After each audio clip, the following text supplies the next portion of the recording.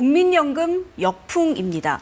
자, 우리 증시의 큰손인 국민연금이 주가가 올라서 주식을 목표 비중보다 더 많이 갖게 됐고 이 비중을 어떻게 할 것인가를 얘기하다가 그냥 비중을 높이는 것으로 마무리가 됐었잖아요. 네. 자, 역풍은 무슨 얘기일까요? 네, 그렇습니다. 이제 영국계 투자은행 바클레이즈라고 있습니다. 여기서 이제 최근에 보고서 하나를 이제 발표를 했는데 국민연금이 국내에서 주식을 팔지 않다 보니까 이게 결국에는 코스피 과열로 이루어졌고 결국에는 이게 환율을 급등시켰다. 이렇게 이제는 보고서를 내놨습니다. 이게 또 블룸버그 통신을 통해서 확대가 되면서 이게 지금 화제가 되고 있는데요. 이 국민연금은 원래 아시겠지만 말씀 주신 것처럼 이 리밸런싱을 합니다. 많이 오르면 또 팔게 되거든요. 근데 이제는 이미 아시겠지만 국민연금이 이제 매도를 멈췄었죠. 국내 주식 목표 비중도 14.9%에서 20.8%로 상향을 했습니다. 그러다 보니까 바클레이즈는 이렇게 얘기하고 있습니다. 국민연금에 팔지 않다 보니까 외국인들이 이제는 코스피가 과열되다 보니 오히려 리밸런싱에 들어가게 되고 외국인들이 리밸런싱 들어가다 보니까 이제 매도세가 크게 나오고 그래서 이제 환율이 급등했다라고 네. 바클레이즈는 주장을 하고 있습니다. 네. 자, 뭐 수익성이 좋아서 생긴 그런 일인데, 자, 국민 노후를 책임질 돈을 이렇게 너무 많이 리밸런싱 하지 않고 버텨도 되냐라는 비판도 있었잖아요.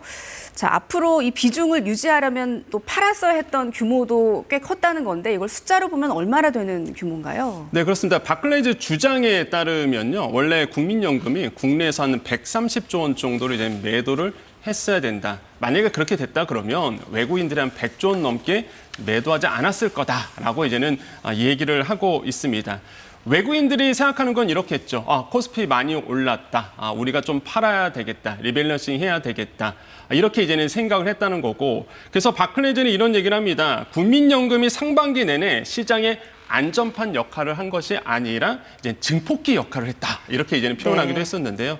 다만 정부는 이거에 대해서 반발을 하고 있습니다. 왜냐하면 과도한 과정이다. 그다음에 이제는 확연되지 않는 사실로 인해서 인과관계로 이거를 풀이했다라고 이제는 반발을 하고 있는 거고요. 이런 부분에 대해서는 이제는 국민연금 쪽에서는 이 자본시장 체질 개선에서 국민연금이 활용됐을 뿐이지 이거에 대해서 바클레이즈의 주장에 대해서 동의할 수 없다라고 이야기를 하고 있습니다. 네, 그래도 뭐 수익이 좋아서 연금 고갈 시점을 늦췄다는 얘기도 나왔었는데 그만큼 또 민감하기도 하고 중요하기도 하고 한 부분인 것 같아요.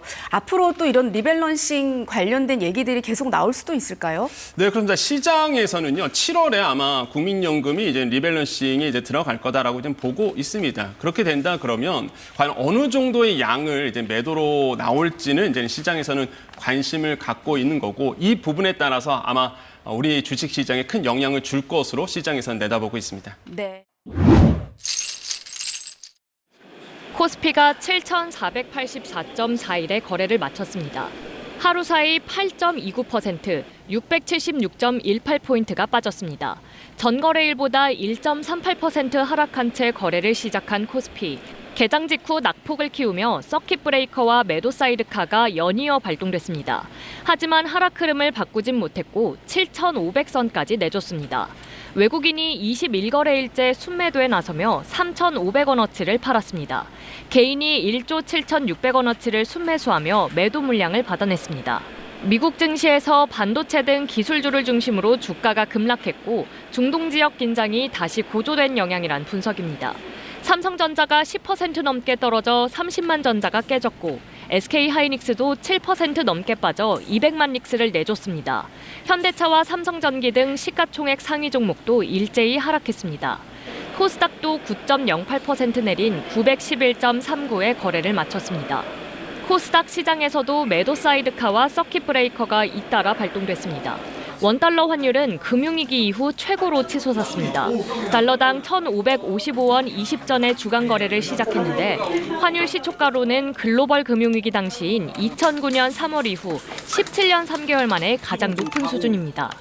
외환 당국은 과도한 변동성과 일방향의 쏠림을 결코 용인하지 않고 강력히 대응해 나가겠다며 구두 개입에 나섰습니다. 이후 상승폭을 줄여 4원 10전 내린 1,535원으로 주간 거래를 마쳤습니다. KBS 뉴스 최인영입니다. 코스피가 8천 고지를 밟는 등 이른바 불장이 이어지고 있는 국내 주식시장. 큰손인 국민연금 역시 주식 평가액이 늘면서 전체 자산에서 국내 주식의 비중이 30% 가까이 늘어난 걸로 추산됩니다. 국민연금이 기금의 안정적인 관리를 위해 설정했던 목표 비중 14.9%를 훌쩍 뛰어넘은 겁니다. 갖고 있는 주식을 대량으로 팔거나 목표 비중을 상향해야 했는데 국민연금 기금운용인은 후자를 택했습니다. 국내 주식 목표 비중을 올해 6월 말부터 20.8%로 기존보다 5.9%포인트 늘리기로 했습니다. 상법 개정 등에 따른 국내 주식 시장의 변화 가능성 등을 고려한 현실화라고 설명했습니다.